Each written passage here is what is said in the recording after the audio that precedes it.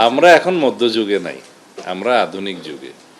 আইন সংস্কারটা একটা চলমান প্রক্রিয়া। সমাজের চাহিদা অনুসারে, সময়ের চাহিদা অনুসারে সকল আইনকে আপ টু ডেট করতে হয় এবং যুগোপযোগী করতে হয়, সেগুলো চলমান প্রক্রিয়া। সেগুলো তো আছেই। বিভিন্ন আইনে অবশ্যই আমাদের কিছু কিছু সংশোধন আনতে হবে, সেটা আমরা দেখব।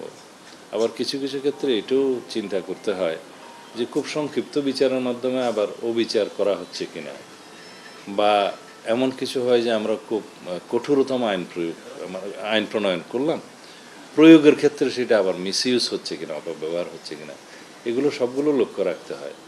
এখন কোনো ঘটনা ঘটলো, সেই জন্য একটা চটজলদি করে আইন প্রণয়ন করে ফেলা এবং কোনো আদালত সৃষ্টি করে ফেলা, এগুলো ইমোশনালি করা যায় না।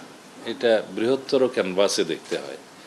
যেমন মাগুরাতে না কোথায় একটা ঘটনা সংঘটিত হয়েছিল বিগত ইন্টারিম গভর্নমেন্টের সময়, এটা নিয়ে তুলপাড় হলো এবং এখানে বোধহয় কিছু আইনি সংশোধন নিয়ে এসে সংক্ষিপ্ত সময়ের ভিতরে বিচার কার্য সম্পন্ন হয়েছে। এটা সময়ের দাবি ছিল। এখন ঘরেই হবে বিয়ে বাড়ির পোলাও, যদি থাকে আকিজ এসেনশিয়াল সুগন্ধি চিনি গুঁড়া চাল। কিন্তু সেটার দীর্ঘমেয়াদে কি হবে না হবে সেই আইনগুলো চিন্তা করতে হয়। শিশু ধর্ষণের ক্ষেত্রে আদালত প্রতিষ্ঠা করা হলো, একটা ট্রাইব্যুনালের করা হলো। দেখা গেলো সেই একই এখতিয়ার নারী ও শিশু আদালতে দেওয়ার মতো বিধান করা যায়, আদালতের সংখ্যা বৃদ্ধি না করেও। কারণ এখানে রেভিনিউ এক্সপেন্ডিচারের বিষয় আছে, আদালত সেট আপের করার বিষয় আছে, জনবলের বিষয় আছে। তখন দেখা যাবে যে 64 ডিস্ট্রিক্টে আদালত আমরা করলাম, ট্রাইব্যুনাল করলাম, দেখা যাবে মামলার সংখ্যা কোথাও 2টা, কোথাও 10টা, কোথাও নাই।